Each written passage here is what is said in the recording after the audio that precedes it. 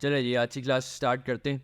तो आज की क्लास में जो है वो डेप्रिसिएशन के जो हमारे दो मेथड्स रहते थे, जिसमें नंबर वन रिड्यूसिंग या डिमिनिशिंग बैलेंस मेथड्स को हम कहते हैं, और नंबर टू हमारे पास है रिवैल्यूएशन मेथड। ठीक है, तो ये हमारे दो मेथड्स से डेप्रिसिएशन के जो रह गए थे, तो इंशाल्लाह आज की क्लास में हम उसको कंप्लीट करेंगे।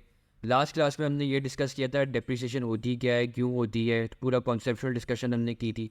उसके बाद हमने जो स्ट्रेट लाइन मेथड है डेप्रिसिएशन का, उसको डिस्कस किया था काफ़ी डिटेल में। ठीक है, आज की क्लास में हम जो बकाया दो मेथड्स हैं उनको कंप्लीट करने की कोशिश करेंगे। तो पहले स्टार्ट करते हैं रिड्यूसिंग या डिमिनिशिंग बैलेंस मेथड से। ठीक है, तो इसका नाम होता है रिड्यूसिंग बैलेंस मेथड, इसको शॉर्ट फॉर्म में RBM भी कहा जाता है, रिड्यूसिंग बैलेंस मेथड RBM, या फिर इसको डिमिनिशिंग बैलेंस मेथड भी कहा जाता है। ठीक है, दोनों का मतलब यही है कि रिड्यूस हो रहा है, डिमिनिश हो रहा है, यानी कम हो रहा है। ठीक है, अब क्या कम होता है वो अभी हम डिस्कस करते हैं। ठीक है, सबसे पहली बात, अब quick revision from the last class कि नेट बुक वैल्यू क्या होती है। नेट बुक वैल्यू आती है कॉस्ट में से प्रोविजन फॉर डेप्रिसिएशन को माइनस करके। ठीक है, इस पर मैं ज़्यादा एम्फेसाइज नहीं करूँगा क्योंकि लास्ट क्लास में हमने बहुत डिटेल में डिस्कस किया है।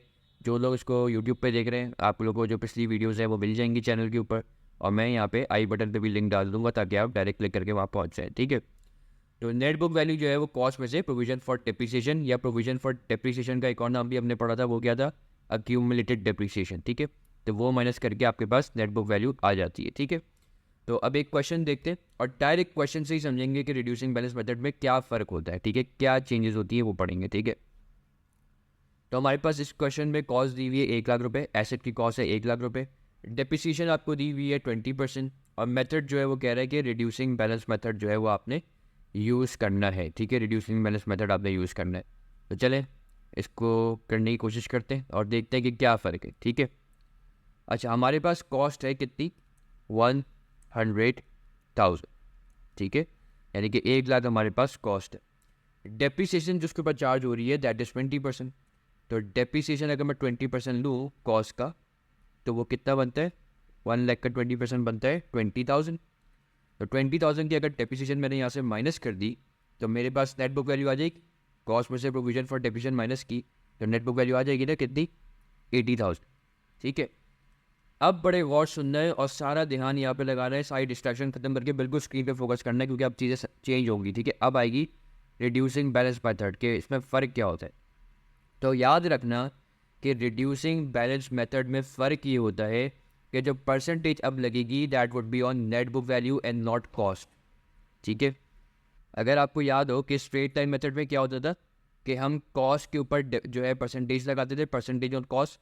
ठीक है, और जो भी डेप्रिसिएशन आती थी उसको हर साल, यानी कि अगर 20,000 आई है तो अगले साल भी 20,000, ठीक है, उसके अगले साल भी 20,000, हर साल हम इवनली स्प्रेड कर देते थे, जब भी वो स्ट्रेट लाइन मेथड कहलाता था। याद है जब स्ट्रेट लाइन बनती थी, पूरा मैंने समझाया था लास्ट क्लास में। ठीक है, लेकिन यहाँ पे ऐसा नहीं होता क्योंकि ये है रिड्यूसिंग बैलेंस मेथड।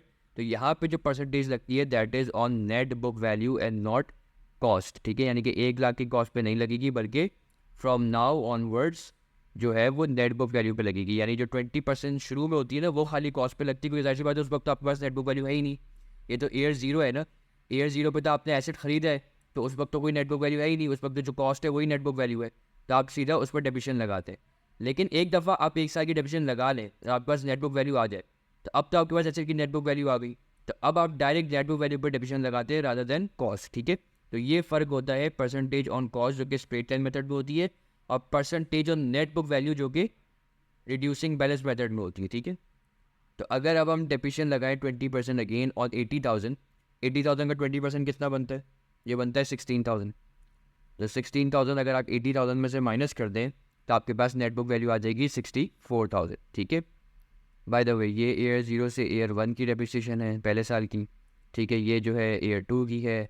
अब हम ईयर थ्री की निकालेंगे, तो ईयर थ्री की भी ऐसी निकालेंगे। नेट बुक वैल्यू कितनी आई है, यहाँ पे देखें, net book value year two के एंड में कितनी आई है, 64,000।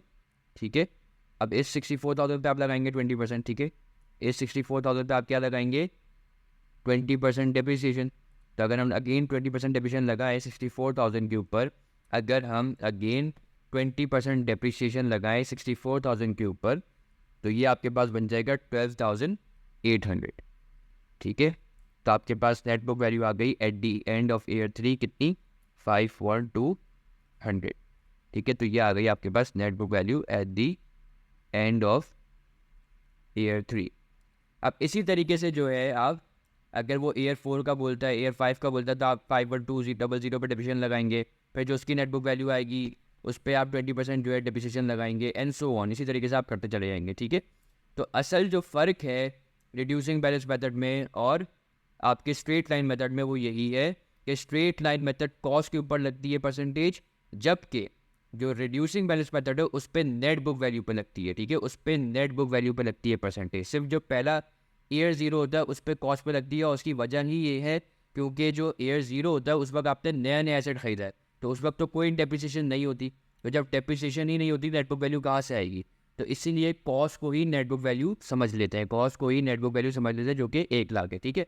उसके बाद जब पहला साल गुजर गया तो पहले साल में तो डेप्रिसिएशन होगी, पहले साल में तो डेप्रिसिएशन होगी ना, तो फिर उसके बाद सेकेंड ईयर ऑनवर्ड्स आपके पास नेट बुक वैल्यू आना शुरू हो जाएगी। सेकेंड ईयर ऑनवर्ड्स आपके पास नेट बुक वैल्यू आना शुरू हो जाएगी, तो उसके बाद फिर आप नेट बुक वैल्यू पर डेप्रिसिएशन लगाते जाएं, ठीक है। तो आप एक दफ़ा सोल्यूशन देखें, कोई भी कन्फ्यूजन है इसमें तो आप लोग को जल्दी से कमेंट करके बताएं, मैसेज करें व्हाट्सएप ग्रुप के ऊपर जल्दी। अगर कोई भी मसला है इसमें थोड़ा सा भी तो मुझे बताएं ताकि मैं रिपीट करूँ, ठीक है। ये फ़र्क है रिड्यूसिंग बैलेंस मेथड में और स्ट्रेट लाइन मेथड में, ठीक है। और मैं कोशिश करूँगा कि अभी इसके एंड में एक क्वेश्चन ऐसा भी करवा दूँ जहाँ पे हमें दोनों करने हो, स्ट्रेट लाइन मेथड भी और रिड्यूसिंग बैलेंस मेथड भी, ताकि आपको एक अच्छा साइड बाय साइड कंपैरिजन मिल जाएगा, आप लोगों को एक अच्छा साइड बाय साइड कंपैरिजन मिल जाएगा, ठीक है। लेकिन पहले ये देखें, ये चीज़ समझ आई कि रिड्यूसिंग बैलेंस मेथड होता क्या है, ये बात समझ आई। चले अब एक चीज़ सुने, यहाँ पे जब हम बात करते हैं ना परसेंटेज की, तो यहाँ पे एक अमूमन बहुत सारे क्वेश्चन आते हैं। अभी मुझे एक व्हाट्सएप ग्रुप पे भी बच्चे का क्वेश्चन आया है, और ये क्वेश्चन बहुत दफ़ा रिपीटिंग क्वेश्चन है, यानी कि हर बैच में कोई ना कोई बच्चा ये सवाल करता है, ठीक है। तो इस सवाल का मैं जवाब देता हूँ कि भाई ये जो परसेंटेज है ये आपको कैसे पता चलेगा एग्ज़ाम में। सवाल ये है कि हमें कैसे पता चलेगा एग्ज़ाम में कि जो डेप्रिसिएशन है ये 20% दी हुई है। अब हमें कैसे पता चलेगा कि ये परसेंटेज ऑन कॉस्ट है या ये percentage on net book value है? हमें कैसे पता चलेगा कि हमने स्ट्रेट लाइन मेथड लगाना है या रिड्यूसिंग बैलेंस मेथड लगाना है, ठीक है। तो ये बहुत अमूमन जो है ना कॉमन सवाल है, इसलिए अब मैंने उसको अपने लेक्चर्स में शामिल ही कर दिया है। और यहाँ पे देख लिया मैंने नोट के अंदर लिखा हुआ है, don't get confuse when to apply reducing balance method and when straight line method. Examiner will tell you that in question itself, यानी कि आपने कंफ्यूज नहीं होना। एग्जामिनर मुंह से बोलेगा कि भाई कौन सा मेथड लगाना है। देखो यहाँ पे भी तो बोला होता है ना रिड्यूसिंग बैलेंस मेथड, ठीक है। तो ये मैंने खुद से थोड़ी लिखा, ये तो पास पेपर के क्वेश्चन है जो मैंने लिखे हैं यहाँ पे, ठीक है।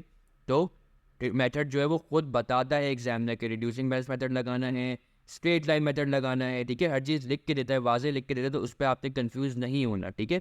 रिड्यूसिंग बैलेंस मेथड बोलेगा और परसेंटेज देगा तो सिंपल नेट बुक वैल्यू पर परसेंटेज चार्ज कर देना, और अगर स्ट्रेट लाइन मेथड बोलेगा और परसेंटेज देगा तो परसेंटेज ऑन कॉस्ट कर देना, और अगर परसेंटेज नहीं देगा, यूजफुल लाइफ देगा, स्क्रैप वैल्यू देगा और कॉस्ट देगा, तो डेप्रिसिएशन का स्ट्रेट लाइन वाला फॉर्मूला याद है ना, वो लगा के कर लेना। समझ आ रही है? कोई कन्फ्यूजन? अगर इसमें कोई कन्फ्यूजन है तो बताएं। चलें अब एक और इल्मी बात आप लोगों से डिस्कस करनी है, बड़ी इल्मी बात है, ज़रा गौर सुनेगा, ठीक है। रिड्यूसिंग बैलेंस मेथड को रिड्यूसिंग बैलेंस मेथड क्यों कहते हैं, ठीक है। याद है हमने स्ट्रेट लाइन मेथड जब पढ़ा था तो हमने एक ग्राफ बनाया था और देखा था कि straight line method straight line क्यों कहलाता है। तो reducing balance method reducing balance क्यों कहलाता है उसको भी देख लेते हैं, ठीक है। तो ये मैंने एक वाई एक्सिस और एक्स एक्सिस बनाया, ठीक है।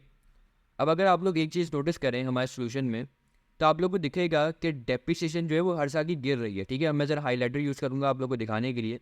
यहाँ पर देखिए पहले साल की डेप्रिसिएशन कितनी थी, 20,000। पहले साल की डेप्रिसिएशन कितनी थी, 20,000, ठीक है। दूसरे साल की डेप्रिसिएशन कितनी हो गई, 16,000, ठीक है। तीसरे साल की डेप्रिसिएशन कितनी हो गई, 12,800। तो आप लोग ये चीज़ नोटिस कर रहे हैं कि डेप्रिसिएशन जो है, जो मैंने ये ब्लू से हाईलाइट की हुई है, ये हर साल गिर रही है। डेप्रिसिएशन हर साल गिर रही है, क्या ये बात आप लोग नोटिस कर रहे हैं? तो याद है जो मैंने शुरू में लेक्चर में कहा था कि रिड्यूसिंग बैलेंस मेथड या डिमिनिशिंग बैलेंस मेथड, इसका मतलब ही है कम। और फिर मैंने कहा था कि कम क्या हो रहा है वो भी हम देखेंगे। तो ये देखो डेप्रिसिएशन कम हो रही है, ठीक है। हर साल की डेप्रिसिएशन गिर रही है। याद है स्ट्रेट लाइन मेथड में डेप्रिसिएशन हर साल सेम होती थी, लेकिन यहाँ पे देखो डेप्रिसिएशन हर साल गिर रही है। डेप्रिसिएशन हर साल गिर रही है। 20,000 से पहले 16,000 हुई, फिर 16,000 से 12,800 हुई, अब 12,800 से कम होके मज़ीद कम हो जाएगी, यानी कि हर साल डेप्रिसिएशन गिर रही है ना। तो अगर इसका हम ग्राफ प्लॉट करें यहाँ पे, तो देखो कुछ तरह से ग्राफ बनेगा। अगर मैं इसका ग्राफ प्लॉट करूँ तो क्या कुछ इस तरीके से ग्राफ बनेगा। चलो तीनों वैल्यूज़ लेते हैं। पहली वैल्यू कौन सी थी, 20,000, ठीक है। दूसरी वैल्यू मेरे पास थी कितनी, 16,000, और तीसरी डेप्रिसिएशन है, तीसरे साल की डेप्रिसिएशन है मेरे पास 12,800, ठीक है। तो ये वाई एक्सिस में हमारी डेप्रिसिएशन आ गई, और एक्स एक्सिस पे जो है हम क्या ले लेते हैं, हम ईयर्स ले लेते हैं, ठीक है। तो पहले ईयर 1 हो गया, उसके बाद ईयर 2 और ईयर 3। अब देखो ईयर 1 पे मेरी डेप्रिसिएशन कितनी थी, 20,000। ईयर 2 पे मेरी डेप्रिसिएशन कितनी थी, 16,000, ठीक है। और ईयर 3 पे मेरी डेप्रिसिएशन है कितनी, 12,800, ठीक है। तो अगर मैं कोशिश करूँ एक लाइन बनाने की, तो ये देखो, ठीक है, एक गिरती हुई लाइन है, एक गिरती हुई लाइन है, ठीक है, डिमिनिशिंग लाइन है, रिड्यूसिंग लाइन है ना। तो ये वजह है कि इसलिए आप उसको कहते हैं डिमिनिशिंग बैलेंस मेथड या रिड्यूसिंग बैलेंस मेथड, क्योंकि हर साल डेप्रिसिएशन गिर रही होती है, हर साल डेप्रिसिएशन गिर रही होती है। अब एक और इनवी बात, और वो बात ये है कि सर ठीक है डेप्रिसिएशन हर साल गिर रही है, तो ये रिड्यूसिंग बैलेंस मेथड जो है वो एप्रोप्रिएट कहाँ पे है, ये कहाँ पे काम आता है, ऐसे कौन से रियल लाइफ सिनेरियोज हैं यहाँ पे डेप्रिसिएशन गिर रही होती है, जहाँ पे डेप्रिसिएशन गिर रही होती है, ये कौन से सिनेरियोज हैं ऐसे।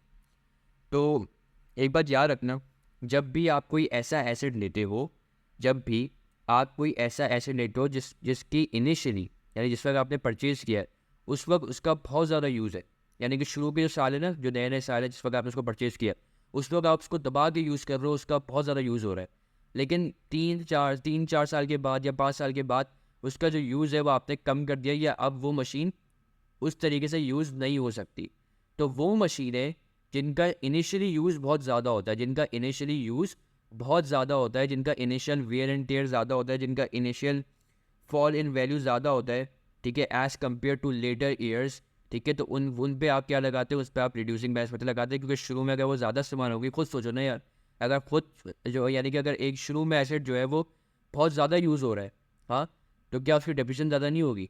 अगर एक एसेट शुरू में बहुत ज़्यादा यूज़ हो रहा है तो क्या उसकी डेप्रिसिएशन ज़्यादा नहीं होगी, और फिर बाद में लेटर ईयर्स में अगर वो कम यूज़ हो रहा है तो उसकी डेप्रिसिएशन गिरेगी नहीं, क्या उसकी डेप्रिसिएशन कम नहीं होगी, बिल्कुल होगी। तो वहाँ पे ये रिड्यूसिंग बैलेंस मेथड काम आता है, वहाँ पे ये रिड्यूसिंग बैलेंस मेथड एप्रोप्रिएट है, ठीक है। बच्चे ने कहा कि एग्जाम्पल समझाएं, एग्जाम्पल सुन लो। देखो मेरा एक इंस्टीट्यूट है अवान अकेडमी, ठीक है, मेरा इंस्टीट्यूट है अवान अकेडमी। तो हमारे जो है इंस्टीट्यूट अवान अकेडमी जो है वो ओ लेवल्स पढ़ाता है, ठीक है, ओ लेवल्स IGCSE और एड एक्सेल वगैरह, ठीक है। तो ये बोर्ड जो है हम लोग पढ़ाते हैं, ठीक है। अब हमने सोचा, हमारे पास असल में एक प्रिंटर भी था ना, हमने एक अपनी अकेडमी में एक प्रिंटर भी रखा हुआ था जहाँ पे नोट्स वगैरह प्रिंट होते थे, ठीक है। तो हम एक प्रिंटर ख़रीद के लाए जिस साल ना, उसी साल इत्तेफाक ऐसा हुआ कि जिस साल हम प्रिंटर ख़रीद के लाए, प्रिंटर जिस साल हम ख़रीद के लाए उसी साल हमने सोचा कि यार इस साल जो है ना हम ए लेवल्स भी स्टार्ट करते हैं, यानी कि ए लेवल्स के बैच भी स्टार्ट करते हैं। ओ लेवल्स तो पढ़ा ही रहे हैं, उस पर तो हम जम गए, अब तो मार्केट हम जम गए ओ लेवल्स की मार्केट में, ठीक है। हमने अपने ओ लेवल्स की मार्केट में पैर मजबूत कर लिए, अब ए लेवल्स पे जम मारते हैं, ठीक है, थोड़ा ए लेवल्स को एक्सप्लोर करते हैं, उसके बैच स्टार्ट करते हैं। तो हमने उसी साल एड्स वगैरह रन किए और हमने ए लेवल्स के बैचेस स्टार्ट कर दिए, ठीक है। अब जब हमने ए लेवल्स के बैचेस स्टार्ट किए तो जाहिर सी बात है, अब शुरू में सोचो जब नया नया प्रिंटर आया है, तो अब वो नया नया प्रिंटर आया तो उसमें जो ओ लेवल्स के नोट्स पहले बाहर से प्रिंट होते थे, अब वो इंस्टीट्यूट के अंदर ही होंगे, क्योंकि अब इंस्टीट्यूट में प्रिंटर आ गया है, तो इंस्टीट्यूट के अंदर से ही होंगे। हमने एक बंदा भी रख लिया प्रिंट करने वाला, ठीक है। तो सारे नोट्स जो प्रिंट करते थे टीचर, अब वो इंस्टीट्यूट से ही कर रहे हैं, तो सोचो प्रिंटर का जो यूज़ है वो ज़्यादा हो रहा है। फिर आपने मोर ओवर ए लेवल्स के बैचेस भी स्टार्ट कर दिए, तो एक बहुत बड़ी ए लेवल्स की क्राउड भी इंस्टीट्यूट आना शुरू हो गई, ठीक है, एक बहुत बड़ी ए लेवल्स की क्राउड भी इंस्टीट्यूट आना शुरू हो गई। तो अब उस प्रिंटर का जो यूज़ है वो और बढ़ गया, सही है। अब ए लेवल्स वाले भी अपने नोट्स वहीं से प्रिंट कर रहे हैं, जो टीचर्स हैं वो भी प्रिंट कर रहे हैं, बच्चों को भी वहीं से प्रिंट करवा के दे रहे हैं, ओ लेवल्स वाले भी वहीं से प्रिंट कर रहे हैं, यानी कि बहुत ज़्यादा वो प्रिंटर यूज़ हो रहा है, एक ही प्रिंटर है, ठीक है। तो सोचो कि उस प्रिंटर का जो इनिशियल यूज़ है वो कितना ज़्यादा है, तो उसकी जो डेप्रिसिएशन है वो भी कितनी ज़्यादा होगी, ठीक है ना। बस को मतलब सब जितने भी बच्चे हैं, जितने भी टीचर्स सब उसी को यूज़ कर रहे हैं, वो सोचो ना कि उसका कितना ज़्यादा यूज़ होगा, इतना ज़्यादा यूज़ होगा तो डेप्रिसिएशन में कितनी ज़्यादा होगी, ऐसा ही है। अब आप ये सोचो कि हमने एक साल जो है वो ए लेवल्स का बैच चलाया, लेकिन फिर हमें आइडिया हुआ कि यार अभी वो लेवल्स पे ही रहो, ए लेवल्स पे जम नहीं मारो, ये कुछ और कॉम्प्लिकेशंस हैं जिनको हमें पहले हैंडल करना पड़ेगा, या हमें कुछ और टीचर्स चाहिए होंगे, अभी हम इस सही तरीके से मैनेज नहीं कर पा रहे। तो हमने एक साल ए लेवल्स का बैच चलाया, उसके बाद या चलो कह लो 2 साल चलाया, ठीक है, और फिर उसके बाद हमने बंद कर दिया, हमने कहा बस ए लेवल्स ख़त्म करो, अभी ओ लेवल्स पे ही लगो, ठीक है। तो अब जो प्रिंटर का यूज़ है 1 साल के बाद या 2 साल के बाद वो कम हो गया, क्योंकि अब जो वो ए लेवल्स का क्राउड था इतना बड़ा वो चला गया, टीचर्स भी साइड हो गए, अब तो सिर्फ ओ लेवल्स के टीचर ओ लेवल्स के स्टूडेंट हैं, तो कमी आई होगी ना, कमी आई यूजर्स में। तो आप सोचो कि शुरू में 1-2 साल बेतहाशा यूज़ हुआ तो डेप्रिसिएशन भी ज़्यादा होगी, और उसके बाद 1 साल या 2 साल के बाद उसका यूज़ जो है वो कम हो गया तो डेप्रिसिएशन भी कम हो रही होगी, ठीक है। तो इस तरह की मशीनें होती हैं। अब इसकी और बहुत सारी एग्जांपल हैं लेकिन बात लंबी हो जाएगी, लेकिन बात वही है कि आप लोगों के दिमाग में बैठाने के लिए मैंने एक अच्छी एग्जांपल दे दी कि इस तरीके से होता है कि कुछ एसेट्स शुरू में अगर ज़्यादा यूज़ हो रहे हैं और बाद में कम हो रहे हैं, ठीक है, तो वो रिड्यूसिंग बैलेंस मेथड के थ्रू डेप्रिसिएशन भी की जाती है, क्योंकि यही लॉजिकल तरीका है, यही लॉजिकल तरीका है, ठीक है। तो उम्मीद है कि रिड्यूसिंग बैलेंस मेथड या डिमिनिशिंग बैलेंस मेथड इसको हम कहते हैं, उसके थ्रू डेप्रिसिएशन कैसे होती है वो आप लोग को क्लियर हो गई होगी, ठीक है। अच्छा, अब यहाँ पे एक और सवाल भी ये आता है कि मैंने आप लोग को स्ट्रेट लाइन मेथड में जो डेप्रिसिएशन निकालना सिखाई थी या नेट बुक वैल्यू निकालना सिखाई थी, वो मैं नंबर लाइन बनाता था, याद होगा ना। मैं इस तरीके से, देखो यहाँ पे मैं इस तरीके से नंबर लाइन बनाता था, ठीक है। एयर 0 लिखता था, फिर 1 2 3, अब मैं हर साल की डेप्रिसिएशन यहाँ पे लिखता था, ठीक है। और फिर साल के एंड में उनकी नेट बुक वैल्यू लिखता था, ठीक है। तो देखो ये भी वही चीज़ है, ये भी वही चीज़ है, लेकिन मैंने इस दफ़ा नंबर लाइन नहीं बनाई, ठीक है ना, मैंने ऐसे ही उसको लिख दिया। लेकिन आप नंबर लाइन बना के करना चाहो तो भी सही है, क्योंकि एट दी एंड एग्जामिनर को सिर्फ आंसर चाहिए होता है, उसको इससे कोई फ़र्क नहीं पड़ता कि आप ऐसे करो या नंबर लाइन बना के करो, ठीक है। तो देखो ये कॉस्ट आ गई 1,00,000 रुपये, फिर 20% आपने डेप्रिसिएशन का लगाया तो 20,000 बनता है, तो उसको उठा के यहाँ लिख दो 20,000 डेप्रिसिएशन, ठीक है। और फिर 1,00,000 में से आपने 20,000 की डेप्रिसिएशन माइनस की तो नेट बुक वैल्यू आ गई 80,000 की, उसको उठा के यहाँ लिख दो, एंड सो ऑन, इसी तरीके से करते चले जाओ, ठीक है। फिर 80 का 20% 16,000, उसको यहाँ लिख दो, ठीक है, देन लिख दो। और फिर जो नेट बुक वैल्यू है सेकेंड ईयर के एंड में विच इज 64,000, ठीक है, इसको उठा के यहाँ लिख दो, ठीक है। इस तरीके से करते चले जाओ, ठीक है। तो बात वही है, ठीक है, कोई ऐसा फ़र्क नहीं है, ना इससे इतना ज़्यादा कन्फ्यूजन है कि पहले तो कुछ और करवाया था, अब कुछ और करवाया, एक ही चीज़ है, वर्किंग एक ही है। पहले नंबर लाइन बना के करवाया था, अभी डायरेक्ट ऐसे ही करवा दिया, ठीक है। क्योंकि नेट बुक वैल्यू में मुझे थोड़ा ये तरीका ज़्यादा कन्वीनियंट लगता है, लेकिन मर्ज़ी है। मैंने अभी दोबारा यही बात की ना कि एग्जामिनर को आंसर चाहिए, उससे फ़र्क नहीं पड़ता कि आप नंबर लाइन से करें या इस तरीके से करें, ठीक है। तो उम्मीद है कि ये जो रिड्यूसिंग बैलेंस मेथड ये क्लियर हो गया होगा। चलें, अब ये नेक्स्ट क्वेश्चन है, ये आप लोग ने खुद ट्राई करना है, एक दफ़ा ट्राई करें, ठीक है। और जो लोग यूट्यूब पर देख रहे हैं, भाई यूट्यूब पे जो है मसला ये है कि वीडियो एडिट होकर आती है, क्योंकि हमें थोड़ा सा ड्यूरेशन जो है यूट्यूब पे इसको कम रखना होता है वीडियो का, तो वहाँ पे जो है आपको पॉज नहीं मिलेगा, तो आपके पास खुद पॉज का बटन है, स्पेस बार दबाएं या पॉज करें, ठीक है। और फिर क्वेश्चन को खुद से अटैम्प्ट करें, और जब हो जाए तो उसको रिज्यूम करके वीडियो को चेक कर लें कि आपने सही किया कि नहीं किया, ठीक है। बाकी जो अभी मुझसे इस वक्त ऑनलाइन क्लास ले रहे हैं वो फटाफट से करें, मैं 10 मिनट का ब्रेक दे रहा हूँ, 10 मिनट में इस क्वेश्चन को करें, ठीक है। चलें जल्दी जल्दी शुरू हो जाओ।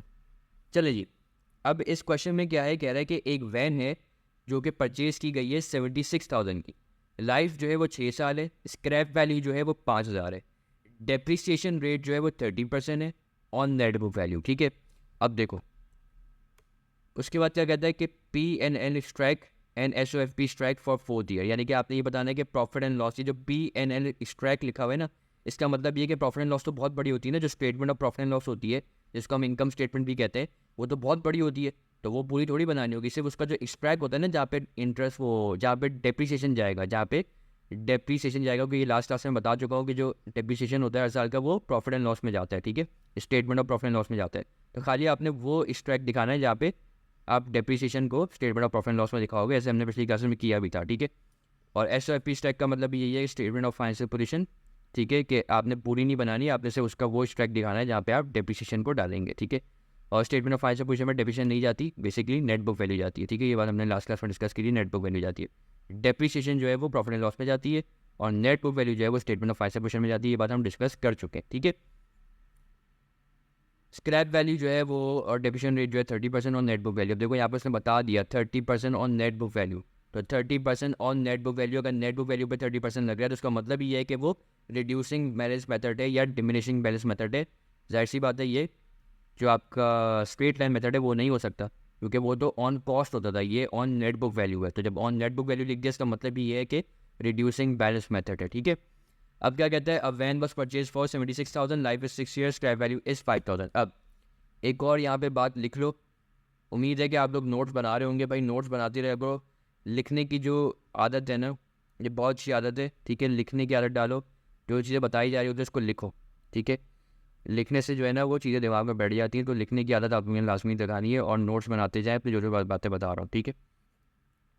तो एक बात याद रखना कि रिड्यूसिंग बैलेंस मेथड में, देखो मैं यहाँ पे क्या लिख रहा हूँ, in reducing balance method, in reducing balance method residual value is irrelevant.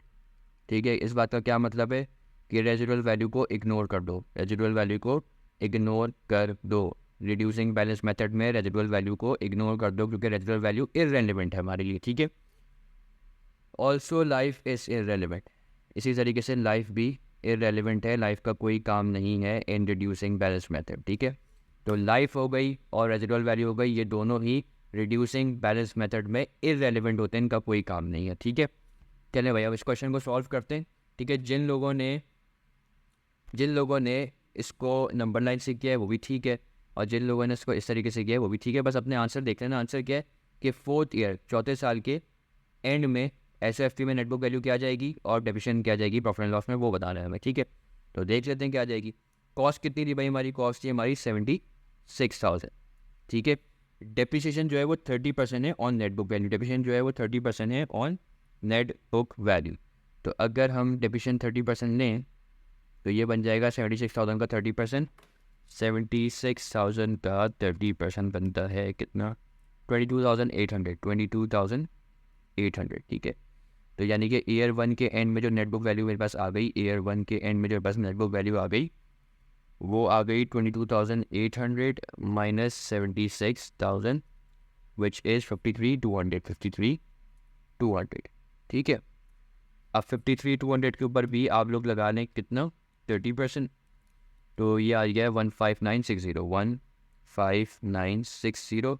ये आ गई ईयर 2 की डेप्रिसिएशन, और ईयर 2 के एंड में जो नेटबुक वैल्यू आ जाएगी 53,200 माइनस 15960 विच इज़ 37,240, 37,240,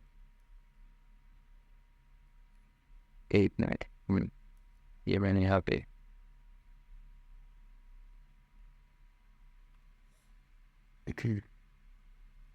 ठीक है, ईयर 2 की डेप्रिसिएशन माइनस की तो आपके पास नेटबुक वैल्यू आ गई 37,240, 37,240।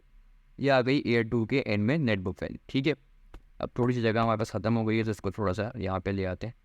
चलें जी, अब 37,240, 37,240 इसका हम ले लेते हैं कितना, 30%। ठीक है, तो इसका 30% लेंगे तो ये आ गया हमारे पास 11172। ठीक है, ये अगेन ईयर 3 की डेप्रिसिएशन आ गई, इसको माइनस किया 37,240 से तो आपके पास आ गया 26068, 26068, 26068। और ये आपकी ईयर 3 पे नेटबुक वैल्यू आ गई। हो गया काम क्या हमारा? नहीं, हमें तो 4th ईयर तक जाना है। तो 26068 का अगर हम अगेन 30% लें, ठीक है, ईयर 3 की डेप्रिसिएशन ये थी। ठीक है, ये आ गई ईयर 4 की डेप्रिसिएशन, 30% कितना हो गया भाई, ये आ गया 7820। तो इसको अगर हम सब्ट्रैक्ट कर दें तो हमारे पास आ गई net book value eight the end of year 4 which is 18248। ठीक है, तो ये आ गई नेटबुक वैल्यू एट ईयर 4। ठीक है, तो देख लो अब स्टेटमेंट ऑफ फाइनेंशियल पोजीशन में क्या आ जाएगा, स्टेटमेंट ऑफ फाइनेंशियल पोजीशन में क्या आ जाएगा, ये नेटबुक वैल्यू जाएगी eight the end of year 4। ठीक है, और जो statement of profit and loss है उसमें ईयर 4 की जो डेप्रिसिएशन है विच इज़ 7820 ये जाएगी। ठीक है, तो statement of profit and loss में आपका 7820 statement of profit and loss में जाएगा as depreciation expense for the 4th year. ठीक है, और 18248 जो है आपकी नेट बुक वैल्यू जाएगी स्टेटमेंट ऑफ फाइनेंशियल पोजीशन में at the end of year 4। ठीक है, तो हमने बता दिया उसको कि statement of profit and loss में क्या जाएगा और स्टेटमेंट ऑफ फाइनेंशियल पोजीशन में क्या जाएगा। ठीक है, ये बात क्लियर है, दोनों क्वेश्चंस क्लियर है, पक्की बात है। ठीक है, एक दफ़ा देख लें इसको, 5 मिनट दे रहा हूँ, उसके बाद फिर आगे मूव करते हैं।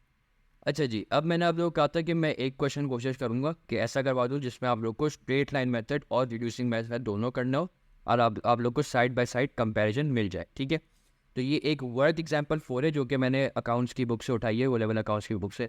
ठीक है, ये बहुत अच्छी एग्जाम्पल है क्योंकि इसमें एक साइड बाय साइड कंपैरिजन मिल रहा है। ठीक है, तो इसी को देखते हैं, इसका सोल्यूशन देखते हैं, समझते हैं हुआ क्या है।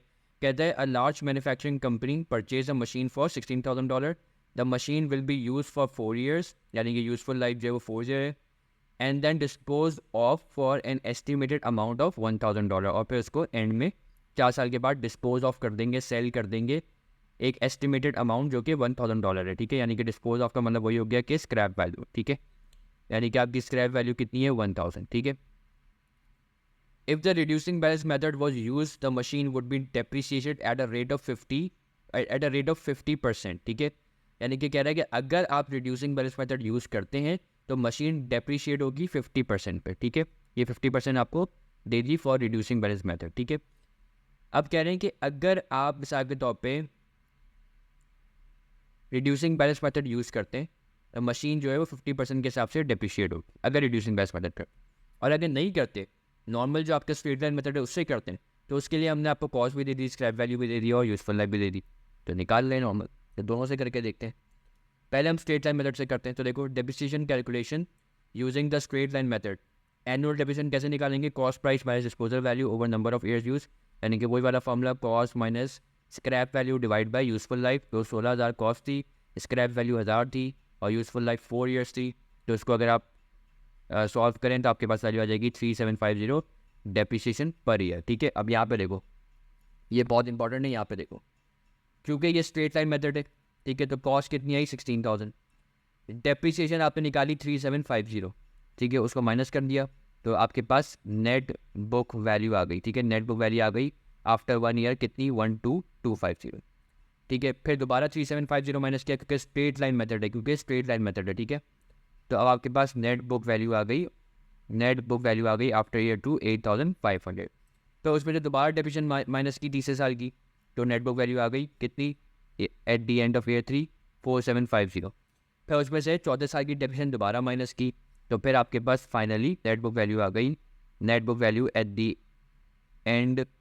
ईयर 4 कह लो, चलो eight the end of year 4 या एट दी ईयर 4 कितनी? 1000, ठीक है। 4750 में से 3750 हो गया तो 1000 आ गई, ठीक है। और मेरे ख्याल में 1000 में ही डिस्पोज ऑफ किया था आपने, हाँ ठीक है, सही है। तो ये बात क्लियर है, स्ट्रेट लाइन मेथड सही है। अब रिड्यूसिंग बैलेंस मेथड देखते हैं। रिड्यूसिंग बैलेंस मेथड की परसेंटेज कितनी बताइए? 50%, ठीक है। तो अगेन कॉस्ट आ गई 16,000। अब क्योंकि अभी अभी एसेट परचेज किया और नेट बुक वैल्यू कोई है ही नहीं, तो ईयर 0 पे जो कॉस्ट होती है उसी को नेट बुक वैल्यू मान लेते हैं, ठीक है। अभी पीछे बताया था ना ये बात। तो अगर 16,000 का 50% ले तो कितना बनता है? 8,000। तो 16,000 में से 8,000 गए पीछे, नेट बुक वैल्यू कितनी आ गई at the end of year 1? Net book value year 1 पे कितनी आ गई? 8,000। अब जो 50% लगेगा वो इस नेट बुक वैल्यू पे लगेगा, ये देख लो, 50% ऑफ 8,000 4,000, ठीक है। तो ये डेप्रिसिएशन आ गई 4,000 आपकी ईयर 2 की, और इसको आपने नेट बुक वैल्यू से माइनस करवाया तो नेट बुक वैल्यू आ गई आपकी ईयर 2 पे, ठीक है, eight the end of year 2 4,000। अब क्योंकि आपकी net book value at the end of year 2 जो है 4,000 है, तब आप 4,000 का 50% लेंगे विच इज़ 2,000, ठीक है। तो 4,000 में से 2,000 माइनस करवाया तो again net book value year 3 के एंड में आ गई 2,000। अब नेट बुक वैल्यू ईयर 3 के एंड में है 2,000, तो अब आप 2,000 का 50% लेंगे तो 1,000 आ गया, यानी डेप्रिसिएशन जो ईयर 3 की 1,000 है, उसको नेट बुक वैल्यू 2,000 से माइनस कर दिया तो आपके पास again net book value at the end of year 4 आ गई 1,000, ठीक है। तो दोनों से ही आप देख सकते हो कि net book value at the end of year 4 same आ रही है, इससे भी 1,000 आ रही है, इससे भी 1,000 आ रही है, ठीक है। This work example show that using the reducing balance method the annual depreciation charge is much higher in the earlier years than in the later years, ठीक है। कह रहे हैं कि ये जो वर्क एग्जाम्पल है आपको ये दिखा रही है कि अगर आप रिड्यूसिंग बैलेंस मेथड यूज़ करें तो आपको दिख रहा है कि जो आपकी डेप्रिसिएशन है वो अर्ली ईयर्स में, यानी कि जो शुरू के साल है उसमें देखो ज़्यादा है ना, 8,000 4,000, और जैसे जैसे साल गुजरते जा रहे हैं उस तरह डेप्रिसिएशन कम होती जा रही है, ठीक है। डेप्रिसिएशन कम होती जा रही है, गिरती जा रही है, ठीक है, as compare to straight line method जहाँ पे हर साल सेम है, ठीक है, compare to the depreciation charge using the straight line method, वही वाली बात, ठीक है। तो ये चीज़ आप लोग को उम्मीद है कि इससे एक कंपैरिजन मिल गया होगा स्ट्रेट लाइन मेथड में और रिड्यूसिंग बैलेंस मेथड में क्या फ़र्क होता है, ठीक है। एट दी एंड जो नेट बुक वैल्यू है वो सेम नहीं आ रही है, बस फ़र्क ये है कि रिड्यूसिंग बैलेंस मेथड उन एसेट्स पर लगता है जो कि शुरू में ज़्यादा इस्तेमाल होते हैं, बाद में कम होते हैं, जिनका शुरू में वेयर एंड टियर ज़्यादा होता है, बाद में कम होता है, ठीक है। तो इसलिए उनको रिड्यूसिंग बैलेंस मेथड के तहत डेप्रिशिएट किया जाता है, क्योंकि वही लॉजिकल होता है। जब एक एसेट शुरू में ज़्यादा इस्तेमाल हो रहा है तो उसकी डेप्रिसिएशन भी ज़्यादा होनी चाहिए, तो ऑब्वियस सी बात है ना, लॉजिकल बात है। तो इसलिए उन पर रिड्यूसिंग बैलेंस मेथड लगाता है। और एक एसेट ऐसा है जो कि हर साल एक ही तरीके से यूज़ हो रहा है तो बस उस पर स्ट्रेट लाइन मेथड लगना चाहिए, उस पर स्ट्रेट लाइन मेथड लगना चाहिए, क्योंकि वो हर साल सेम यूज़ हो रहा है तो डेप्रिसिएशन भी हर साल सेम होनी चाहिए, ठीक है। तो उम्मीद है कि इससे रिड्यूसिंग बैलेंस मेथड क्लियर हो गया होगा। अब मैं आप लोगों का वेट कर रहा हूँ कि मुझे जल्दी से ग्रीन सिग्नल दें व्हाट्सएप के ऊपर, थम्स अप भेजा है, समझ आ गया, ताकि मैं आगे मूव कर सकूँ, ठीक है। अब यहाँ पे रिड्यूसिंग बैलेंस मेथड खत्म हो गया, अब हम मूव करेंगे रीवैल्यूएशन मेथड पे, जो कि हमारा लास्ट मेथड है रीवैल्यूएशन मेथड, और बहुत आसान है, ठीक है। तो उसको देखेंगे और फिर आगे मूव करेंगे। रिवैल्यूएशन मेथड जो है आसान भी बहुत है और बहुत कम टेस्ट होता है, बहुत कम टेस्ट होता है। तो उसका सिर्फ मैं एक क्वेश्चन करवाऊंगा, उसी से आपको क्लियर हो जाएगा कि कैसे करना है, तो बहुत ज़्यादा आसान है। ठीक है, तो वो भी हम जल्दी से कंप्लीट करते हैं। पहले मुझे यहाँ तक बताएं, क्लियर है चीज़ें? चले भाई चले, अब हम रिवैल्यूएशन मॉडल जो है डिस्कस करें डेप्रिसिएशन का last method for calculating depreciation which is revaluation model. ठीक है, रीवैल्यूएशन मॉडल। अब देखो क्या कहता है, कहते हैं sometimes keeping track of detail information like useful life or residual value is very impractical or unnecessary. That is usually in the case of small assets. The revaluation method is often applied to small low-value assets like tools, office supply, or kitchen utensils that are used regularly but have no clear lifespan or depreciate in an unpredictable way. अब इस बात का मतलब क्या है, देखो कभी कभार हमारे पास कुछ इतने छोटे और इतने जो है लो वैल्यू एसेट्स होते हैं कि उनकी जो यूज़फुल लाइफ है वो निकालना या उनकी रेजिडुअल वैल्यू निकालना बहुत ज़्यादा इम्प्रैक्टिकल हो जाता है और अननेसेसरी होता है, बहुत मुश्किल होता है। ठीक है, तो जब आपको रेजिडुअल वैल्यू ही नहीं पता, आपको यूजफुल लाइफ ही नहीं पता, तो आप डेप्रिसिएशन कैलकुलेट ही नहीं कर सकते, आप डेप्रिसिएशन कैलकुलेट ही नहीं कर सकते। तो जितनी भी डिटेल इन्फॉर्मेशन होती है ना, जो आपको डेप्रिसिएशन के लिए पता होनी ज़रूरी है, जो आपको डेप्रिसिएशन के लिए पता होनी ज़रूरी है, चाहे वो आपकी रिड्यूसिंग बैलेंस मेथड हो या स्ट्रेट लाइन मेथड हो, उनके लिए जो इन्फॉर्मेशन हमें पता होना ज़रूरी है, वही इन्फॉर्मेशन आपको इन एसेट्स के बारे में नहीं पता होती, वही आपको इन एसेट्स के बारे में नहीं पता होती। अब देखो इसकी एग्जांपल लेते हैं, ये देखो यहाँ पे मैंने एग्जांपल्स क्या दी हुई है, ये आपको पता है ना, लूज टूल्स कहलाते हैं, लूज टूल्स कहलाते हैं या हैंड टूल्स कह लो। ठीक है, ये हम सबके घर में रखे हुए होते हैं। अब इनकी कोई यूज़फुल लाइफ होती है भाई? ये तो आप एक दफ़ा लो, इस सालों साल चलते हैं। ठीक है, जब तक के कोई घुमा ना दे। ठीक है, या तो घूम जाते हैं। ठीक है, या जो इनके ये आगे वाले जो मुंह होते हैं वहाँ पे जंग होने लग जाता है, पड़े पड़े जब आप उनको ख्याल से ना रखो तो जंग पड़ जाता है, फिर वो किसी काम के रहते नहीं और इवेंचुअली आप डिस्पोज ऑफ कर देते हो, फेंक देते हो। ठीक है, तो वही वाली बात है कि अगर एहतियात से बंदा रखे तो ये लंबे चलते हैं। तो एक दफ़ा बंदा ले ले, फिर सालों साल चलते हैं, तो इनकी कोई यूज़फुल लाइफ ही नहीं है। ठीक है, या इनकी रेजिडुअल वैल्यू नहीं है। ठीक है ना, कि आप इनको अंदाज़ा नहीं लगा सकते कि अगर मैं इसको बेचने जाऊँ तो कितने का बिकेगा, या बिकेगा भी नहीं बिकेगा। ठीक है, मतलब इनकी वो नेचर ही नहीं है। इसी तरीके से किचन यूटेंसिल्स हो गई। ठीक है, अब ये भी वही वाली बात है कि लंबे चलते हैं। ठीक है, सालों साल चलते हैं, एक दफ़ा ले लिया चलते ही रहते हैं। ठीक है, तो कोई यूज़फुल लाइफ नहीं, कोई प्रॉपर जो है आप इनकी रेजिडुअल वैल्यू कैलकुलेट नहीं कर सकते। ठीक है, तो इसलिए डेप्रिसिएशन इन पे कैलकुलेट करना, जो हमने नॉर्मल मेथड्स पढ़े, स्ट्रेट लाइन मेथड या रेजिडुअल वैल्यू मेथड, उनसे जो है इन पे डेप्रिसिएशन कैलकुलेट करना बहुत ज़्यादा मुश्किल होता है। ठीक है, और ये वो एसेट्स भी नहीं है जो शुरू में ज़्यादा इस्तेमाल हो रहे हैं, बाद में कम हो रहे हैं, तो हर साल जो है रेगुलरली इस्तेमाल होते हैं। ठीक है, कभी पड़े रहते हैं, कभी इस्तेमाल हो जाते हैं, मतलब ये इस तरह की नेचर के हैं। ठीक है, जब ज़रूरत पड़ती है तो इस्तेमाल होते हैं और जब ज़रूरत नहीं होती तो ऐसे ही पड़े रहते हैं। ठीक है, तो इसलिए इन पे स्ट्रेट लाइन मेथड लगाना या रिड्यूसिंग बैलेंस मेथड लगाना प्रैक्टिकल नहीं होता। तो देयरफॉर फिर हम एक नया मॉडल इस्तेमाल करते हैं, इसको हम कहते हैं रीवैल्यूएशन मॉडल। अब रीवैल्यूएशन मॉडल क्या होता है? रीवैल्यूएशन मॉडल बहुत आसान है। वो ये सिर्फ कहता है कि भाई अगर आपने रीवैल्यूएशन मॉडल के तहत एनुअल डेप्रिसिएशन कैलकुलेट करनी है तो उसका तरीका ये है कि आप value of assets low at the beginning of the year, उसमें प्लस करो purchase of assets during the year, जो उस साल आपने एसेट परचेज किए हैं, और माइनस कर दो value of asset at the end of the year, तो आपके पास एनुअल डेप्रिसिएशन निकल के आ जाएगी, आपके पास एनुअल डेप्रिसिएशन निकल के आ जाएगी। ठीक है, तो ये है कुल रीवैल्यूएशन मॉडल की कहानी। ठीक है, बस यही है। अगर ये समझ आ गया तो इसमें और कुछ भी नहीं है। ठीक है, और ये फॉर्मूला है सिर्फ कि एनुअल डेप्रिसिएशन अगर आपने रीवैल्यूएशन मॉडल के तहत निकालनी है, अगेन क्वेश्चन में खुद बताएगा कि रीवैल्यूएशन मॉडल इस्तेमाल करना है, तो अगर बताएगा तो आपने सिर्फ वैल्यू ऑफ एसेट्स देखनी है बिगनिंग ऑफ द ईयर में, उसमें प्लस करना है purchase of assets during the year और माइनस कर देना है value of asset at the end of the year, तो आपके पास उस साल की डेप्रिसिएशन निकल के आ जाएगी as per the revaluation model for the small assets. ठीक है, छोटे मोटे एसेट्स जिस तरह के होते हैं उन पर रीवैल्यूएशन मॉडल ही लगता है। ठीक है, चलें अब एक क्वेश्चन देखें। ये भी एक बुक से लिया हुआ क्वेश्चन है, वॉक थ्रू 12.4। ठीक है, इसमें क्या कहता है? इसमें कहता है कि कविता's financial year ends on 30 June. On 1st July 2013, she purchased fixtures costing $25,000 and paid by check. She decided to revalue the fixtures at the end of each year. On 13 June 2014, the fixtures were valued at $20,500. Calculate the depreciation for the year ended 30 June 2014. ठीक है, अब again fixture जो है वो small assets होते हैं। ठीक है, तो उन पे आप कौन सा मेथड लगाएंगे? रीवैल्यूएशन मेथड लगाएंगे, और क्वेश्चन में ऑब्वियसली आपको लिख के दिया हुआ होगा। ठीक है, तो यहाँ पे अगर हम देखें तो पहले हमारा फॉर्मूला क्या था? हमारा फॉर्मूला था कि value of assets at the beginning. ठीक है, value of assets at the beginning. तो अगर हम देखें कि value of assets at the beginning क्या है, तो उसने देखो बताया हुआ ना कि 1 जुलाई को, ठीक है, 30 जून को तो ईयर एंड हो रहा है, तो स्टार्ट 1 जुलाई को हुआ होगा, तो ईयर के बिगनिंग में जो उसने पैसे दिए हैं दैट इज़ 25,000, यानी कि ईयर के बिगनिंग में the value of the assets were 25,000, ठीक है। और ईयर के एंड में 30 जून 2014 देखो, ठीक है, ईयर एंड 30 जून को हो रहा था, 30 जून को ईयर एंड में जो उसकी वैल्यूएशन है दैट वर 2500, ठीक है। क्या परचेजेस की है इसने कोई? नहीं, हमें तो पता है कि हमारे फॉर्मूले में आता है value of assets at beginning plus purchase of assets during the year minus value of asset at the end, ये फॉर्मूला है ना हमारा। तो क्या उसने आपको परचेजेस दी है? नहीं दी। तो हम अपना फॉर्मूला लगाते हैं, हम इसके सोल्यूशन को छोड़ देते हैं, ठीक है, इसको इग्नोर करो और अपना फॉर्मूला लगाएंगे। हमारा फॉर्मूला क्या था कि एनुअल डेप्रिसिएशन अगर निकालनी हो तो value of asset at the beginning of the year which is 25,000, ठीक है, उस पर प्लस करो purchase of assets during the year, तो वो तो कुछ है नहीं, तो जीरो लिख देंगे, ठीक है।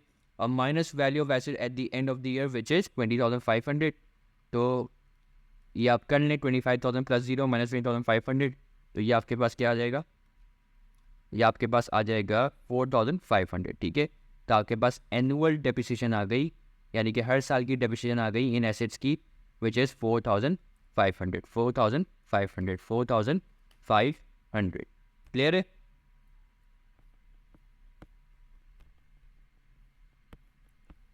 चलिए अभी एक क्वेश्चन पढ़ते हैं, ये थोड़ा बड़ा क्वेश्चन है, ठीक है। तो पहले क्वेश्चन की रिक्वायरमेंट पढ़ लेते हैं। रिक्वायरमेंट क्या है क्वेश्चन की? क्वेश्चन की रिक्वायरमेंट ये है कि आपने कैलकुलेट करनी है depreciation of computer for the year ended 2014 and 2015, यानी 2014-2015 का जो साल एंड हो रहा है उस पर आपने डेप्रिसिएशन कैलकुलेट करनी है स्पेसिफिकली कंप्यूटर्स के लिए, ठीक है। तब जरा क्वेश्चन पढ़ते हैं, रिक्वायरमेंट तो इतनी सी है लेकिन क्वेश्चन बहुत बड़ा है, ठीक है। अच्छा, मैं इस क्वेश्चन की जो रिक्वायरमेंट्स थी वो बहुत सारी थी, लेकिन ये मैंने खुद लिखा है, और लिखा भी इसलिए क्योंकि हमने सिर्फ रिवैल्यूएशन मेथड को समझना है, लेकिन जो ओरिजिनल क्वेश्चन था पास पेपर में उसमें और बहुत सारी रिक्वायरमेंट थी, इसलिए काफ़ी बड़ा क्वेश्चन है, ठीक है। अलबत्ता हम सिर्फ पढ़ेंगे और अपने मतलब की चीज़ें देखेंगे हमारे लिए क्या रेलिवेंट है अभी फिलहाल, क्योंकि हमारा जो मेन फोकस है वो रिवैल्यूएशन मेथड को समझना है, ठीक है। तो कहता है कि Alto electrical had the following non current assets, ठीक है, ऑन 31 मार्च 2013। तो 31 मार्च 2013 में जो है ये फॉलोइंग एसेट्स थे, तो ये प्रेमिसेस हैं, मोटर व्हीकल्स हैं, कंप्यूटर्स हैं, और इनकी नेट बुक वैल्यूज़ भी आपको साथ साथ दी हुई है, उनकी कॉस्ट भी दी हुई है, ठीक है।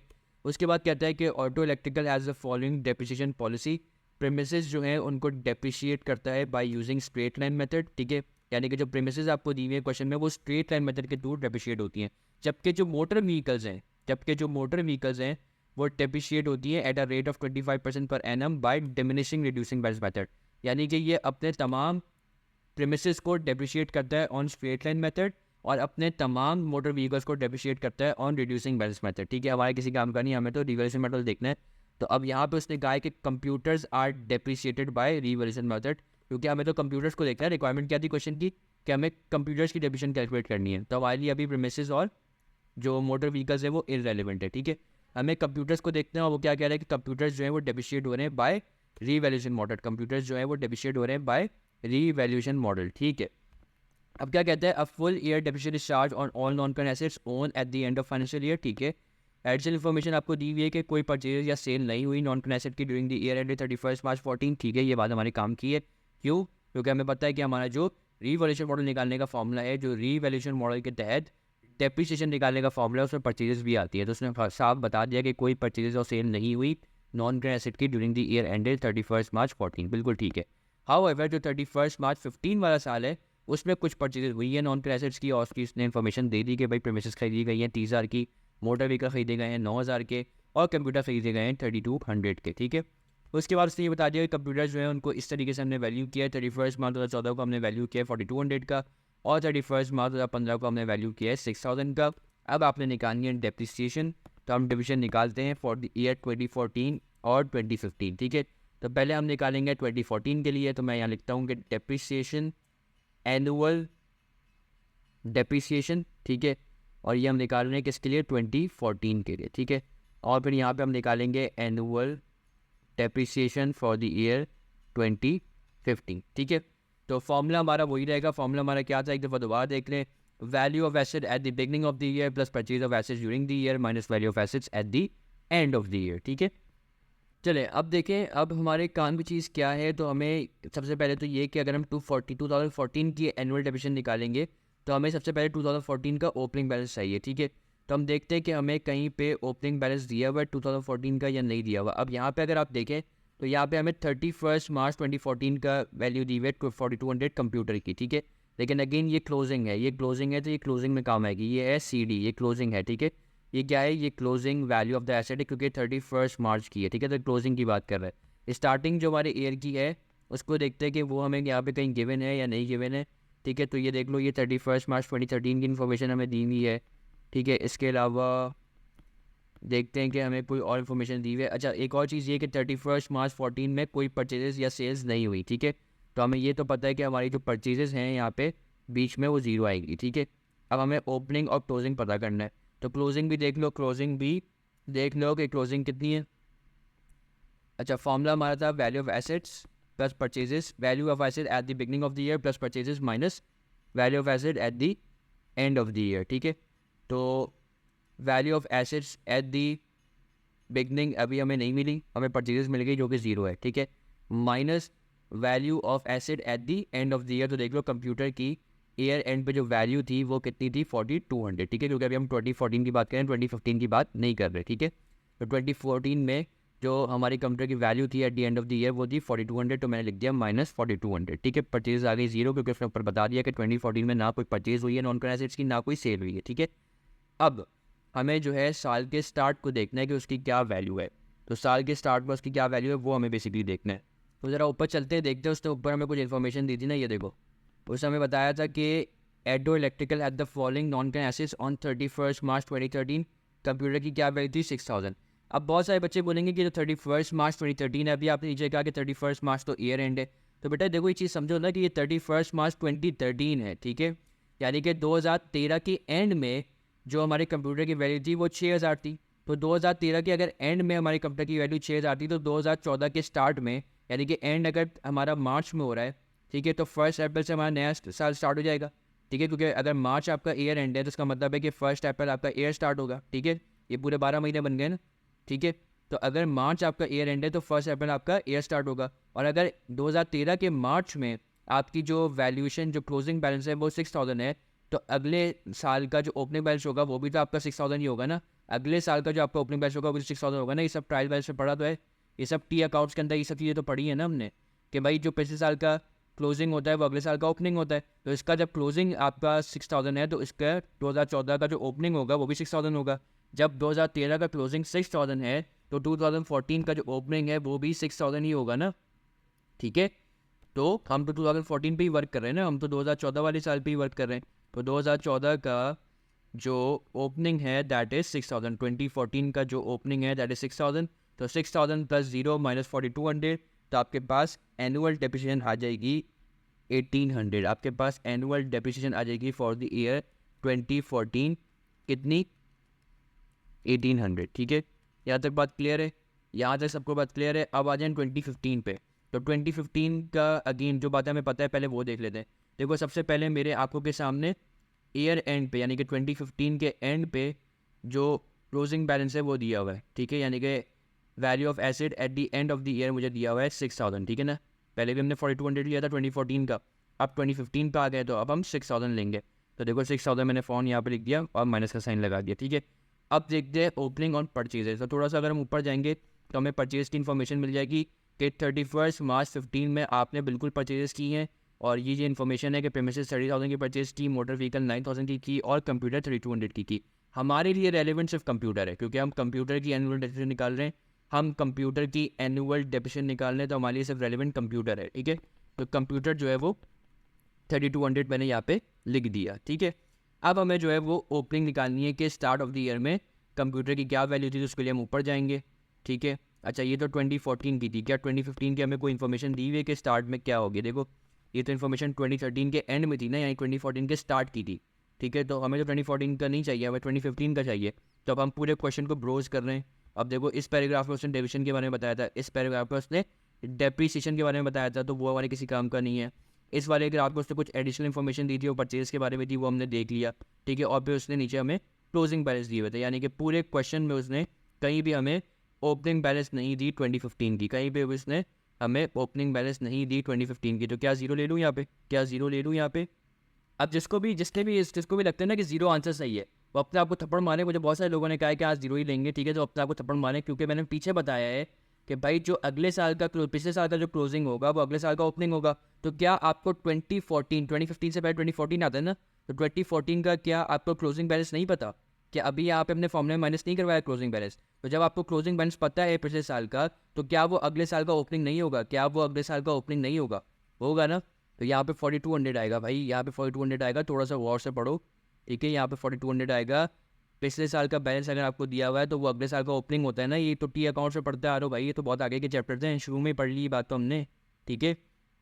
तो 4200 पे प्लस कर लो 3200, 4200 पे प्लस कर लो 3200 जो कि परचेज थी इस साल की, उसमें माइनस कर दो कि एंड में क्या वैल्यू थी, तो 1400 आपके पास एनुअल डेप्रिसिएशन आ गई। 1400 आपके पास एनुअल डेप्रिसिएशन आ गई 2015 की। तो ये क्वेश्चन हमारा यहाँ पे कंप्लीट हो गया। हमने 2014 और 2015 दोनों की एनुअल डेप्रिसिएशन निकाल ली, और उम्मीद है कि रीवैल्यूएशन मॉडल और डिमिनिशिंग या रिड्यूसिंग बैलेंस मेथड दोनों आप लोग को क्लियर हो गए होंगे, ठीक है। अगर आप लोग को अभी भी कोई सवाल है तो आप लोग मुझे व्हाट्सएप पे पूछ सकते हैं, आप लोग के पास मेरा नंबर है। जो लोग मुझे यूट्यूब पे देख रहे हैं, डिस्क्रिप्शन पे आप लोग को नंबर मिल जाएगा मेरा, उस पर आप मुझे व्हाट्सएप करके पूछ सकते हैं सवाल, कोई भी हो इस हवाले से, ठीक है। वरना मैं यहाँ पे नंबर लिख भी देता हूँ 0330242822 ठीक है, ये नंबर है मेरा, इस पर आप लोग व्हाट्सएप कर सकते हैं, ठीक है, कोई भी सवाल हो। बाकी ये कि उम्मीद है कि ये चीज़ें आप लोगों को क्लियर हो गई होंगी। आज की क्लास हम इधर रखते हैं, ठीक है। अब नेक्स्ट क्लास पे हमने कुछ टी अकाउंट्स वगैरह डिस्कस करने पर, डेबिशन की पॉलिसीज़ वगैरह हमने डिस्कस करनी है, उसके बाद ये चैप्टर अल्हम्दुलिल्लाह कंप्लीट हो जाएगा, ठीक है।